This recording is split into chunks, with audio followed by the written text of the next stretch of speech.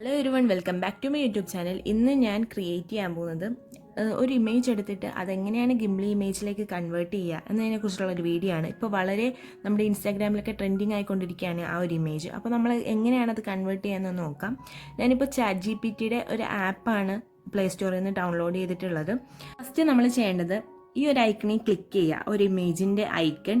അതിൽ നമുക്കിഷ്ടമുള്ളൊരു ഫോട്ടോ, അതായത് ക്ലാരിറ്റി ഉള്ള, ബ്ലർ ആവാത്ത, ഷെയ്ക്ക് ആവാത്തൊരു നല്ല ഫോട്ടോ നമ്മൾ എടുക്കുക. ഞാനിപ്പോൾ ഒരു പൂച്ചയുടെ ഫോട്ടോ എടുത്തിട്ടുള്ളത്.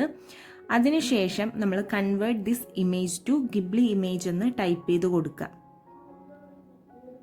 നമുക്ക് വളരെ എളുപ്പത്തിൽ ചെയ്യാവുന്നതേ ഉള്ളൂ.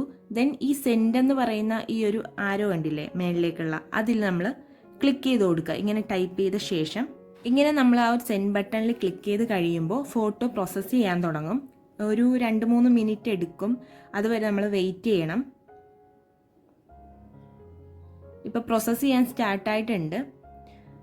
പിന്നെ നിങ്ങൾ ഇമേജ് സെലക്ട് ചെയ്യുമ്പോൾ നല്ല ക്ലാരിറ്റിയുള്ള ഇമേജ് നമ്മൾ കൊടുക്കുക. ചിലപ്പോൾ എറർ കാണിച്ചേക്കാം, ഫോട്ടോ ഇങ്ങനെ ചെയ്യാൻ പറ്റില്ല. അപ്പോൾ നല്ല ക്ലാരിറ്റിയുള്ള ഇമേജ് മാത്രം സെലക്ട് ചെയ്യുക.